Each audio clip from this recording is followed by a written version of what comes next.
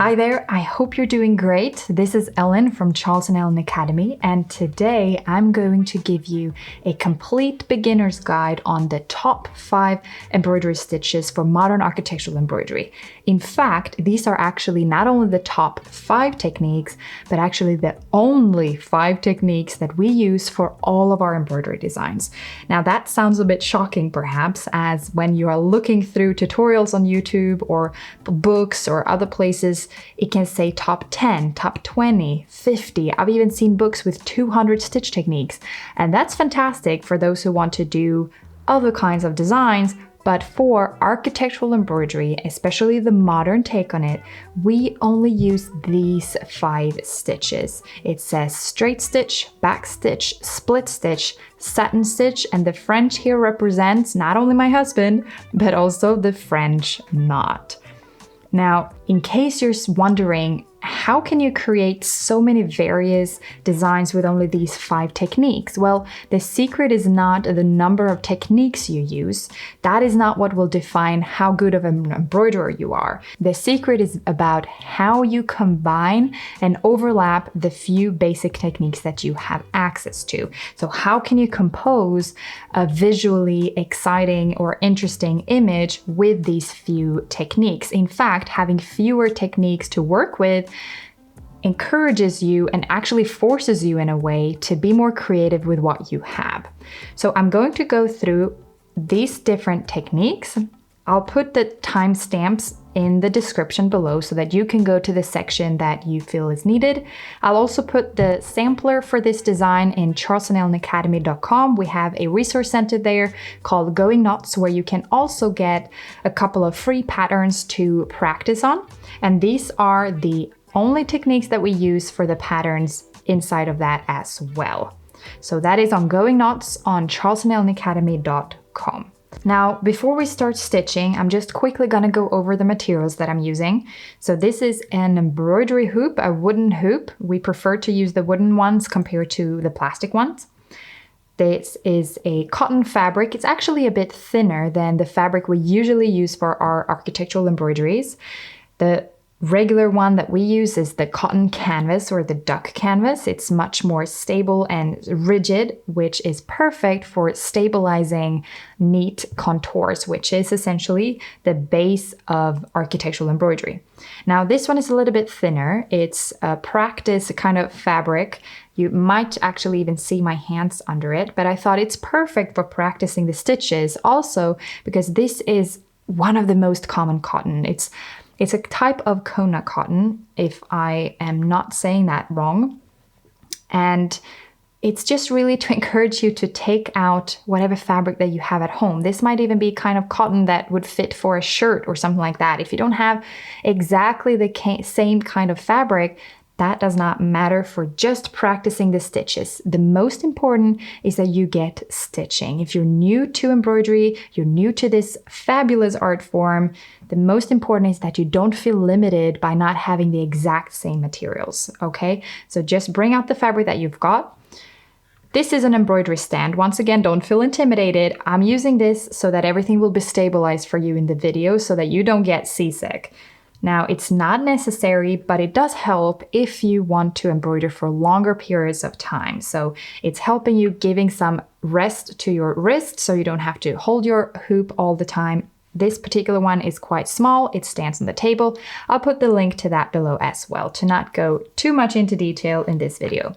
I also have some DMC embroidery floss here. These are the different colors that I'm going to use. Now, in case you wonder why these bobbins here, it's called bobbins, they look different. This is a bobbin from DMC that is bought, and this is a homemade one. So that works just as well. We just bought a lot of thick paper, kind of carton. I don't know if you say that actually, kartong in Swedish. You might hear me mixing up or making up my own English words. I'm very sorry for that. But sometimes I just mix up the Swedish and French and English in my head. Anyway, I hope you will understand everything perfectly anyway.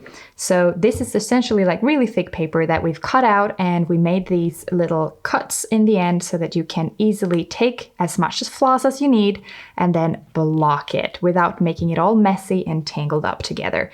You can see here it's still in the skein, and it quite quickly gets a bit messy if you don't put it on a bobbin. So it's a cheap way to make a lot of bobbins at just the price of one paper, essentially. Now we also need a needle. The one I'm using here is a 1-5. Once again, don't feel overwhelmed if this is not the exact size that you've got at home, but it's a relatively standard size. You can find it at DMC, for example, or Bohan France is the one that we love. You can usually find these needle packs with various lengths. In this way, you can try to find the one that you feel the most comfortable with working. Charles, I know that in the beginning he used to use a relatively short needle because he just found that easier to manipulate as he was stitching along. I personally like the slightly longer ones, relatively thin but slightly longer ones. It's a Crewel embroidery needle. I might have forgotten to mention Crewel, and I'll put the link to that as well. And of course, a little scissor so that you can cut off your floss. Now let's dive right in. The first thing you need to do is to thread your needle. So what I'm going to do is to actually split. So each embroidery floss, this is the cotton moulinet one. So not all of them have the same number of strands, but this one has 6 strands, which means you can split it into 6 pieces. I believe there are only 5 here. It's probably because I already used one of them. So don't get confused, but I pull out one and I keep my left thumb, or I keep it tightened here on the left as I pull out one. By doing that, I ensure that it remains organized and you are able to put it aside and use it without it getting all tangled up together. Also, you can see that it's not too long of a thread. I usually use the length of your underarm as an approximate ideal length. I know some love to use really, really long threads, but then again, you increase the risk of it getting all tangled up together, and it's much more annoying to undo knots rather than just taking a new piece of thread. So I like to thread my needle in this way. I hold it in the left. So if you're left-hander, just imagine the opposite. Cut it in half. I then pull, keep it tightened, and place my needle eye on top and pull through. And this technique works perfectly also when you have a lot of strands, more than one. I'm doing a knot at the other end. I'll actually do 2 because a single strand is more prone to go through the fabric, especially as it's not too thick. And let's go. This straight stitch is very, very straightforward. I have even actually transferred here each stitch, like each straight stitch. It's essentially just one stitch. I took up my fabric in the beginning of the line and I do it until the end of the line and pull through. Voila, right there you've got a straight stitch. Now, when is the straight stitch useful to use? Well, the straight stitch is perfect for smaller details. And that is something, especially in modern architectural embroidery, that you might see also on the designs we have over on charlesandellen.com. There are a lot of small details. For example, the lines on a shutter. Now imagine a window, you've got shutters on the side, and you have these textural lines that are usually in the middle of this shutter. That's a perfect example of how to use just simple straight stitch can really make a big visual difference. So I'm going to write here straight, just using straight stitches. Another thing to keep in mind regarding your straight stitches, try to not make them too long. Now the text here isn't too big, which means the stitches will naturally not be too long. It doesn't need to cover a too big area. But if you want to keep a neat and controlled design, you want to try to keep your stitches shorter. The shorter stitches you have, the more control you have over your stitches as well. And the more delicate the result will come out.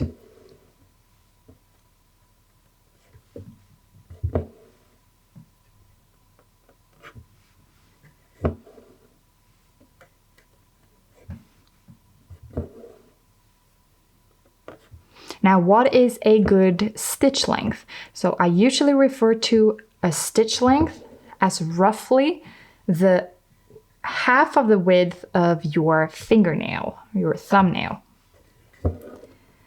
As most of our students in the Charles Nail Academy are speaking in inches, and I'm not. I always end up saying wrong. And when I say it in centimeters, maybe it's just confusing. So that's why I just like to instead say roughly half the width to the full width of your fingernail as an estimate rather than XYZ inches. Maybe I'll have to start to actually learn inches soon.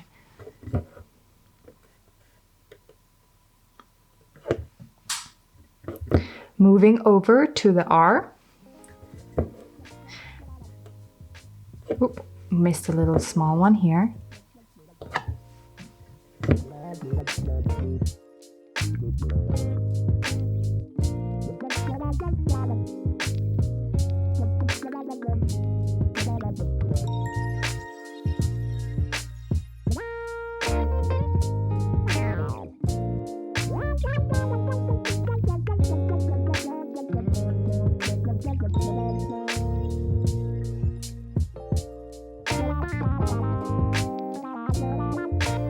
Now my floss is starting to be a bit too short, so I turn it over. I fish up one of the back sides of the stitches, pull through halfway, leaving a loop, putting the needle through that loop, and I pull. So I essentially make a little tiny knot on the back side. I'm actually making two just to be on the safe side and cut off the remaining floss to avoid having a lot of extra floss hanging around, because then they risk tangling up together on the backside as well.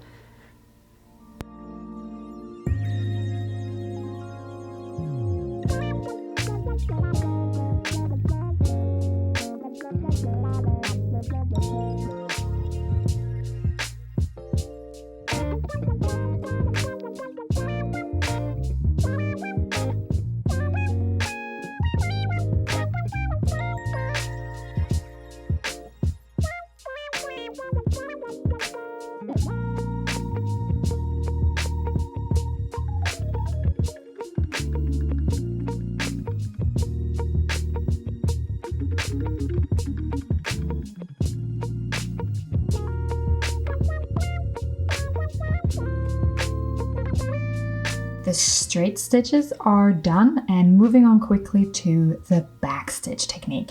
This is probably the absolute top one technique that we use for all of our contours, and I will show you why that is. I continue with a single strand because a single strand creates just these very, very neat and nice contours. It's the same technique regardless of how many strands you use, but by reducing the strand, you immediately give a more advanced look without actually changing anything more than just reducing the number of strands. So the back stitch technique, you start with a straight stitch in the direction you want to go, so essentially along the line. You then take up your stitch a distance away and go back into the same hole, or after you go back to the other hole that you just came from. Now, if this was a straight line, I would have just continued the same way down, but as it's a letter, I'll be turning, going towards the side. I make a stitch. You see it's even shorter this time, and it's because there are rounded shapes here. So the shorter your stitches, the more you can control your lines, just as I mentioned before. And that is especially useful when you want to capture rounded shapes. You might also retake. You may also notice how I pull through the stitches every time. So there are many who do back stitches in kind of a one movement, going with the needle down, taking the needle up, and you go back on every single stitch. We don't do that for the same reason as we're shortening our stitches, because it allows you to keep more control of your stitch, and thereby you can make smoother, neater lines, which is something that you want to consider when doing architectural embroidery.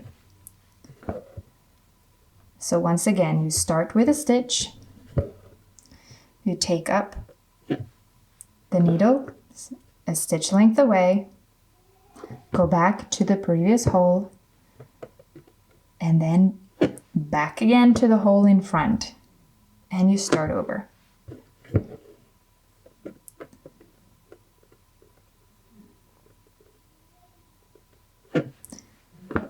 So the back stitch is really great also for rounded shapes, as you can see here, when they are small rounded shapes, because each stitch aligns perfectly in the same hole as the previous one. Therefore, regardless of how short or how long, you know that the angle is going to be fitting perfectly without any other stitch going out or anything like that, such as the split stitch. Where your stitch splitches through, there will be a little bit of stitch or a little bit of floss going out on each side of where the split took place. So that is why the back stitch is just perfect for this type of line.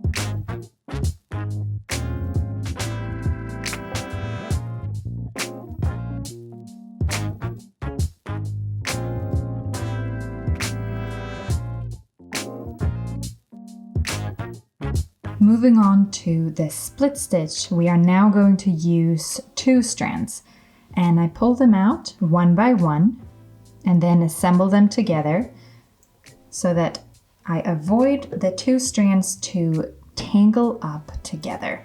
Now I admit sometimes I'm a bit lazy too and I pull the 2 in the same time, but if you are careful to pull them one by one, you are going to save yourself time in the long run. Thread it in the same way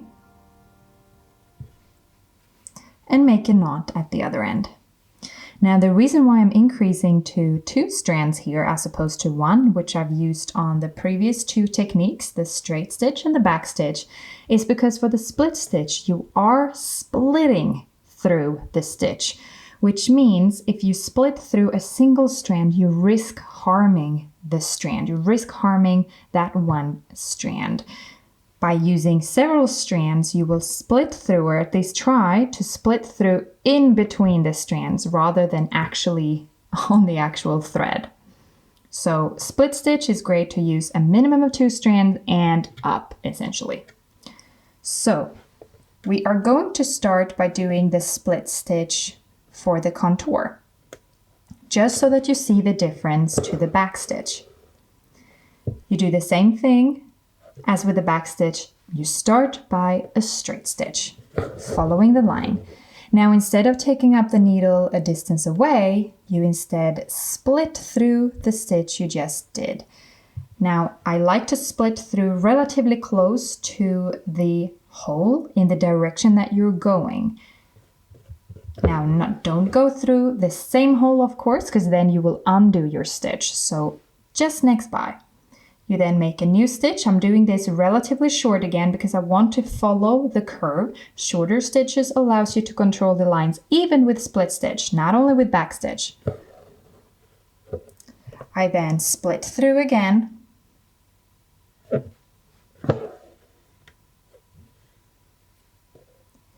Making another stitch.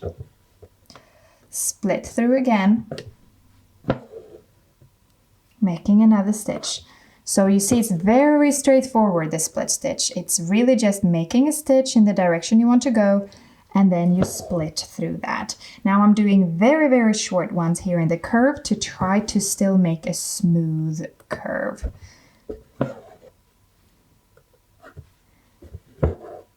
But it is still easier to make it completely neat with the back stitch if you're working with curved contours.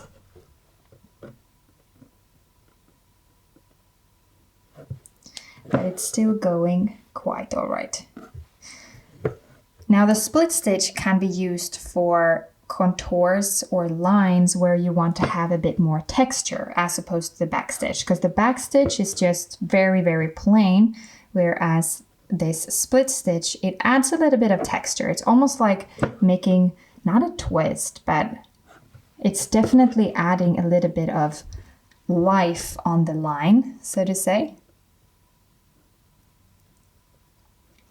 So it can be used for the contours, but you can also use the split stitch for filling surfaces. And this is actually what we use the split stitch for the most.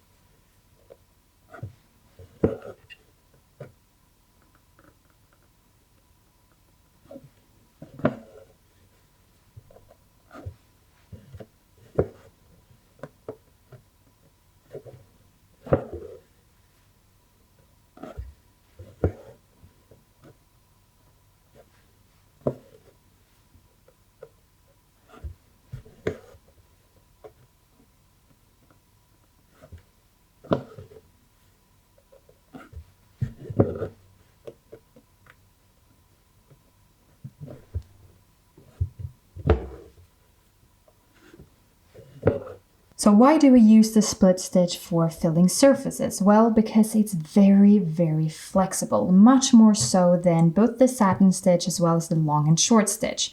I'll show you why on a little piece of paper. I think that will make it a little bit more visual as I can expand the size somewhat.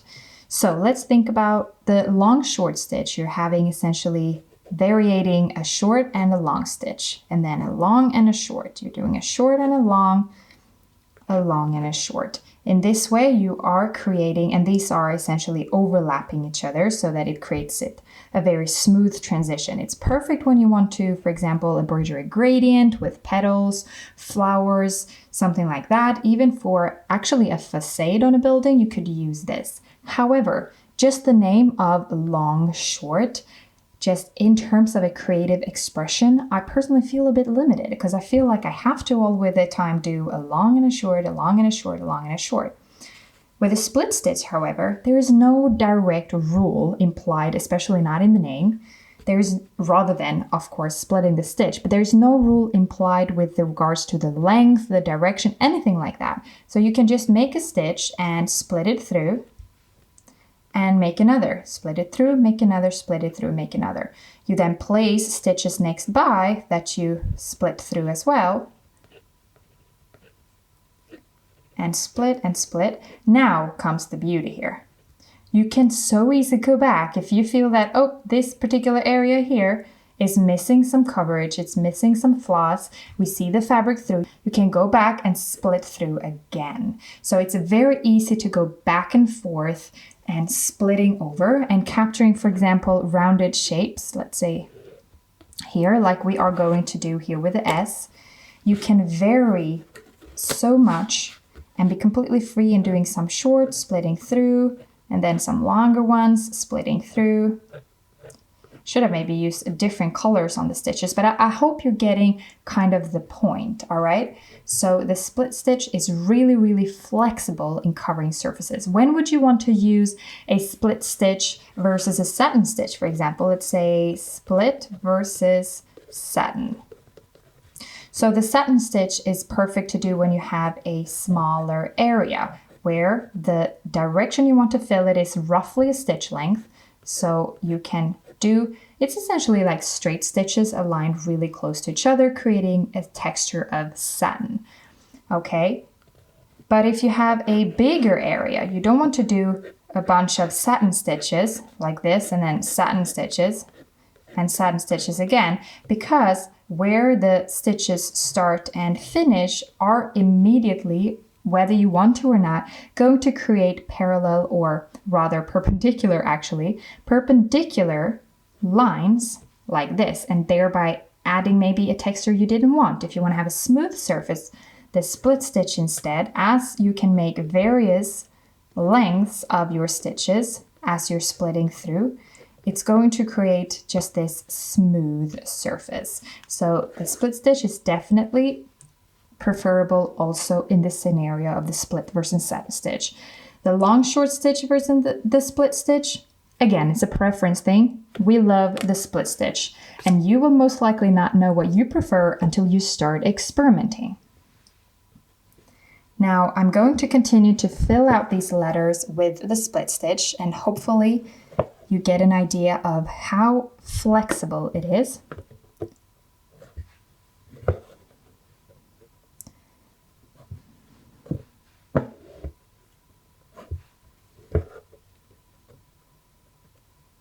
So I can go back and forth, splitting through stitches both on the sides and in front. So the main goal, what you're looking for when you are using the split stitch for filling surfaces, it's really what is the final visual representation or visual style that you want. So how, kind of like, what impression is it that you want to give? And this will direct or guide the direction of your stitches, as well as how much you will overlap them. You can see here that just the S is guiding the direction of these stitches. I feel like down here in the bottom, we're missing a stitch. We're seeing a bit of the fabric that I don't want, so I go back and fill that out. I split over another stitch right here in the bottom left to just enhance this border line. So this is what I love with this stitch. It's so free in its application and usage.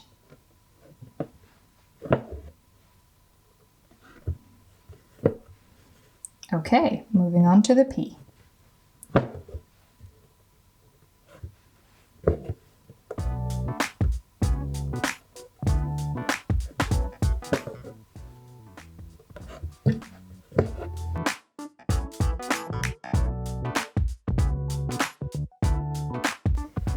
Now here on the back of the T, is actually a perfect area to just demonstrate even more what I mean with this split stitch, where I vary the lengths of my stitches. Because if you all the time keep them roughly the same, always the same short, always the same long, always the same alignment on the side, that's when you create these kind of parallel and perpendicular lines inside of the design. But if you want it as smooth as possible, that's where this kind of organized randomness, I'm not sure if you can say it like that, but I hope you understand what I mean, where sometimes there is one that is a bit shorter, sometimes medium, sometimes longer, shorter again. The only rule of thumb is that you split through your previous stitch.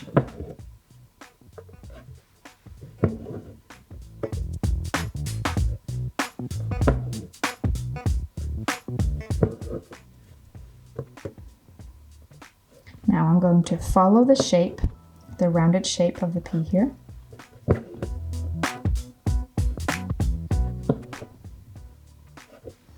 So the split stitch is not only in terms of longer areas like this, also flexible to fill surfaces that have various shapes and where you want to enhance that shape in terms of enhance the movement, because the stitches turn with you. With a satin stitch, for example, as you will see just in a minute, it will create a much more flat surface composed to the split stitch. It's much more textured.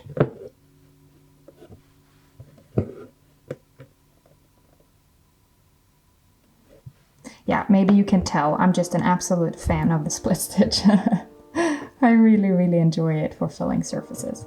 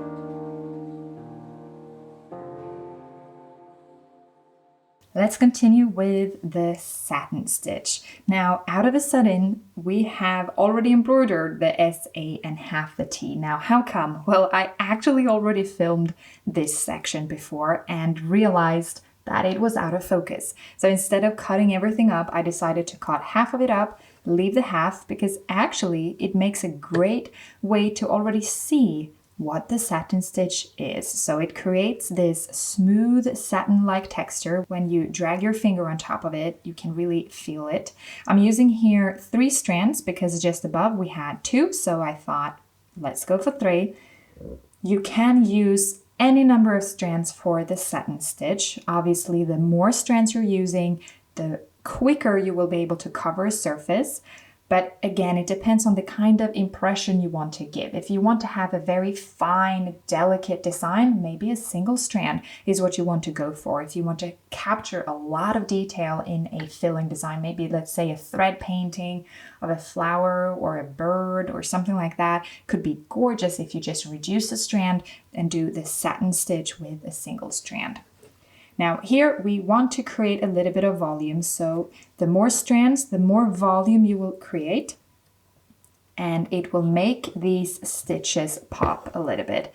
Now I just started stitching without explaining further, I just couldn't help myself. But as you can see here, I'm stitching it in the horizontal direction. So as opposed to the split stitch, which is perfect when you want to fill an area that shifts the direction. You can see the S, and here we're shifting as well for the P. The satin stitch is perfect for a designated area that is the same direction of your stitches, where you decide, okay, this little area here, I want to do XYZ direction. Okay, maybe not all XYZ in the same time, but you get my point. Here we have the horizontal.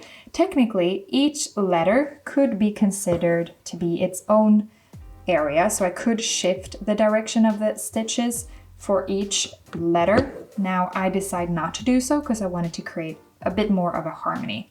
Now how to do? Well, you start with a straight stitch in the direction that you decided to go, and you pull through. Now there are two different variations of the satin stitch. Either you take up your needle in the beginning of the stitch you just made, so you do a full loop also on the back side before you stitch again and place the second one just next to where you just placed the other. Now if you do that, it will become a full loop in the sense you cover the stitch on the top side of the fabric or upside as well as below. So it gets full loop, it's a double-sided satin stitch. The stitches or the letter will look roughly the same on both the front and the back. Now the second way is to do the one-sided satin stitch, so essentially only embroider on the front. This will also save you essentially twice as much thread as opposed to also covering on the back side. So you start with a straight stitch and then take up the needle just next to where you just put it down. And then go over again to the other side to align the two stitches and take up the needle just next to where you just put it down. This is the perfect thread saver technique, but sometimes the area maybe is too small, or you've already done a lot of stitches, or something makes it just really difficult to take up your needle just next to the stitch without actually pulling it in the same hole and thereby undoing your stitch, which is why I often like to combine the two. I usually combine the double-sided as well as single-sided satin stitch. But as with everything in the creative sector, I was about to say that's maybe too big, but everything within the arts is up to your preference. Do you find it more relaxing to do the full loop or to just do this one-sided satin stitch?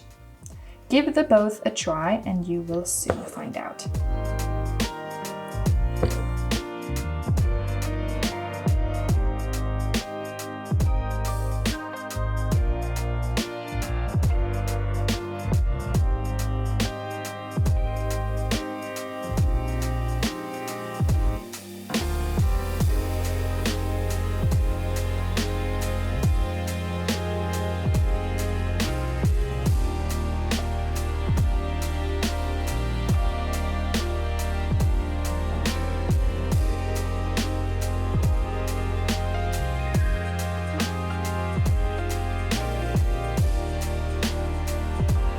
Last but not least, we're moving on to the French knot.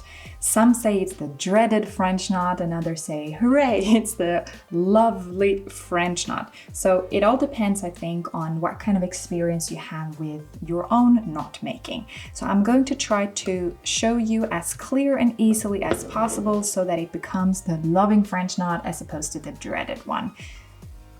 One little tip is to just make sure that you have your fabric well stretched out in the hoop and if you can have both your hands free for the French knot, especially for a beginner, will make it a bit easier so that you can just focus on the knotting rather than holding your hoop. Start by taking your floss in the left hand. You take your needle, place it on top, you fold it over and do 1, 2 turns. Keep the floss stretched the whole time as you pull down the needle and place it just next to where you just took it up.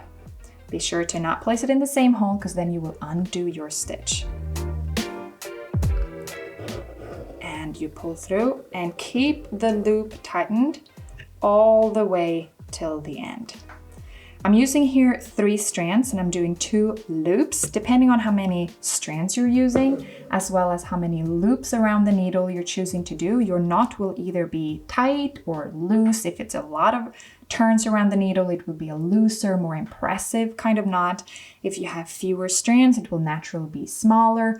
So depending on how many turns as well as the number of strands you choose to do, you can create a very, very varied piece just using French knots. In fact, we actually have a full masterclass on how to create realistic images just with a French knot. It's Charles who is the teacher of that. You find it over on charlesandanacademy.com. It's fantastic.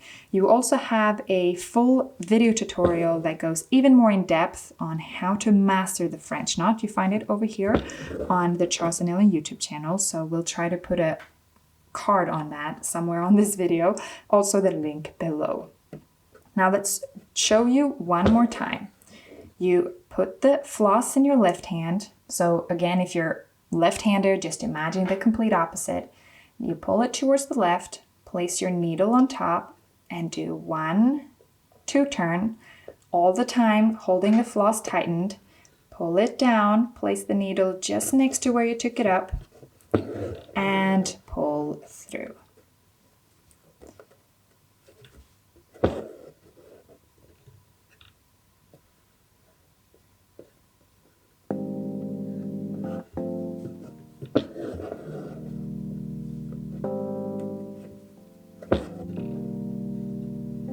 I don't need to be healed, and I don't want to move on. No, this heart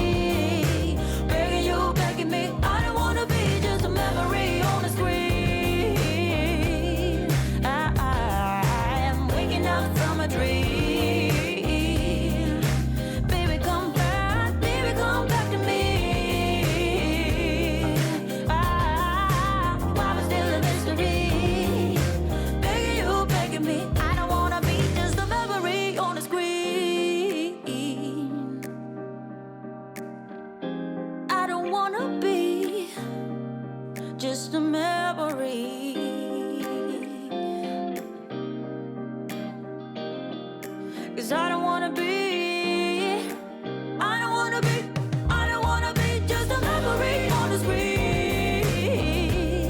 Oh, oh, I am waking up from a dream, dream, yeah, yeah. Baby, come back to me. Baby, come back to me. I said, why you begging me? I don't wanna be just a memory on the screen. Yeah, waking up from a dream, yeah. Oh, oh, oh, baby, come back to me. Baby, come back to me, yeah. Whoa, begging you, begging me. I don't wanna be just a memory on a screen. The stitch sampler with the only 5 stitches that you need to know for modern architectural hand embroidery is completed. I really hope you enjoyed the process. Thank you for being with me along in this video. If you are new to embroidery and want to stitch the sampler as well to practice your techniques, head over to our Going Nuts Resource Center on charlesandelinacademy.com, where you can download the sampler for free. In the Resource Center, you also have 2 other patterns, where one of them is, for example, this design of Rue Galande in Paris, also completely for free. And this design, believe it or not, has been completely stitched using only these 5 techniques. So once you master these and you get going, I am confident that you will be able to successfully embroider this design as well. And as always, we have a ton of online courses on charlesandelinacademy.com if you feel like you want to just dive in and continue to learn more. Thank you so much for watching, and don't forget to like the video and hit the subscribe button in case you are new here on YouTube. We try to bring you as much embroidery inspiration and tutorials as we can. Thank you so much and happy creating!